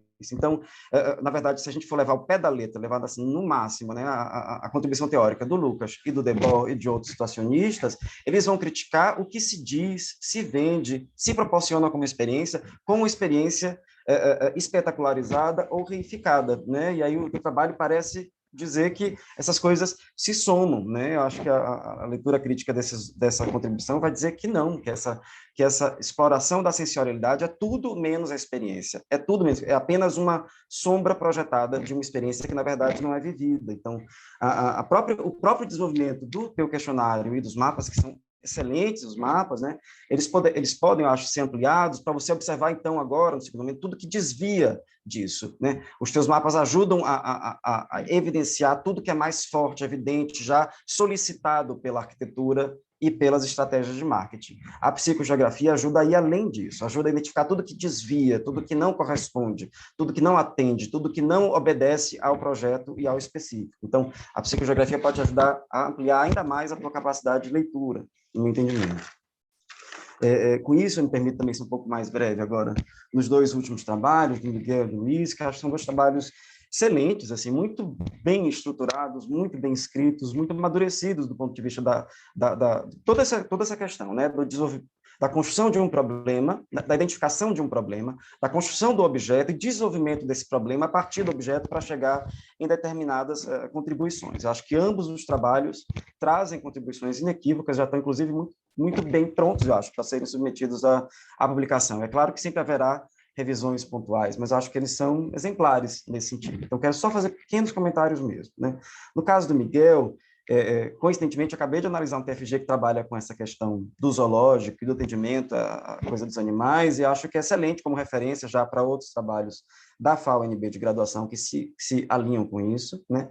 Chama atenção apenas porque ele se repete algumas expressões, muitas vezes ao longo do texto, sem necessidade, né? E aí aquele problema de banca, né? A gente sempre quer mais, né? Você faz um trabalho excelente e na hora de desenvolver a proposta ela parece itemizada. Então, essa proposta que está itemizada, desenvolvida cada item na estrutura de parágrafos, mais bem argumentada e juntando os pontos, eu acho que deixa o trabalho ainda melhor do que já está, mas parabéns, acho que foi um trabalho muito bem desenvolvido e muito bem escrito, né? Com o trabalho do Luiz Carlos, mesma coisa, né? Acho que um trabalho de leitura fácil, claríssimo, extremamente claro no argumento, claro no desenvolvimento, claro nas conclusões, muito honesto e claro nas limitações do próprio trabalho e nas indicações de atividades futuras, né? Eu acho que, só se puder contribuir com alguma coisa, acho que a grande contribuição nem tudo que se chama de praça tem natureza de praça, é um problema seríssimo na legislação e na gestão do espaço urbano. Eu mesmo trabalhei como estagiário na Prefeitura de Salvador e era surreal o que a gente chamava de praça, né? A gente vivia projetando coisas, tentando transformar qualquer pedacinho que sobrava na cidade de praça para atender muitas vezes aos desejos dos vereadores e não aos desejos dos moradores que queriam usar aquele espaço como praça. Então, isso é um problema sério, assim, tem implicações políticas super sérias nesse problema que você identifica, né? Só chama atenção para alguns pressupostos que você traz, né? Por exemplo, dizer que nem toda praça tem variedade de atendimentos, de ambiências, e dizer que algumas praças têm a legibilidade impedida pelo volume da vegetação, só cuidado para que isso não leve, digamos assim, no exagero desse argumento, a pensar que toda praça precisa ser um espaço de lazer que atenda a tudo, ou que toda praça precisa ser legível e transparente, né? Alto lá, cuidado, porque existem outras necessidades ambientais, de questões ambientais, de questões de preservação do ambiente, que talvez exijam que nem toda praça tenha muita ambiência e que nem toda praça tenha vegetação baixa e transparente e legível. Só essas observações são todas pontuais. Muito obrigado pela participação. Estou ansioso para ouvir também os comentários de vocês. Obrigada, professor Leandro. Agora, por favor, as considerações dos orientadores. Obrigada pela presença, professor Caio, professor André, professora Marta. Professora Marta, quer falar alguma coisa? Fazer alguma consideração? Obrigada. Muito rapidamente, né? Porque graças ao Caio, né? Foi com emoção, né? Bom, eu queria só destacar a avaliação cuidadosa da banca, né? Acredito que com esse trabalho só foi enriquecida, né? Estas apresentações, né? E ficarão os trabalhos muito melhores, né? Acredito que o trabalho do Miguel virá se enriquecer realmente com todas essas observações elencadas, né? E parabenizo todos os candidatos pela riqueza das temáticas apresentadas. E só isso, né? Muito obrigada por tudo. Obrigada, professora Marta. Professor Caio, quer falar alguma coisa? Não, só parabéns aí e agradecer a banca, que foi ótima, né? Com emoção para testar mais eles, professor, testar eles numa situação de risco, né? Aí estão prontos para o mestrado, para o doutorado. É assim, gente, com emoção. Boas sessões à tarde, pessoal. Obrigado, Regiane. Obrigada, pelo apoio. Então, a gente vai ficar... Vocês querem falar alguma coisa? Os alunos querem fazer alguma consideração? Um minutinho só.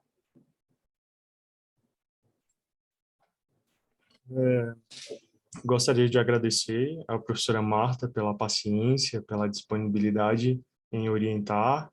Muito obrigado mesmo, professor, e toda a equipe do Reabilita que fez esse processo ser o menos traumático possível. Muito obrigado, viu, gente?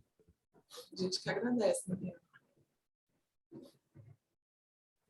Então, acho que mais alguém quer fazer consideração. Eu agradeço a presença de todos os professores da banca, professora Mariana, professor Leandro, na parte da tarde. Então, a gente volta a partir da 1h, das 13 horas, tá?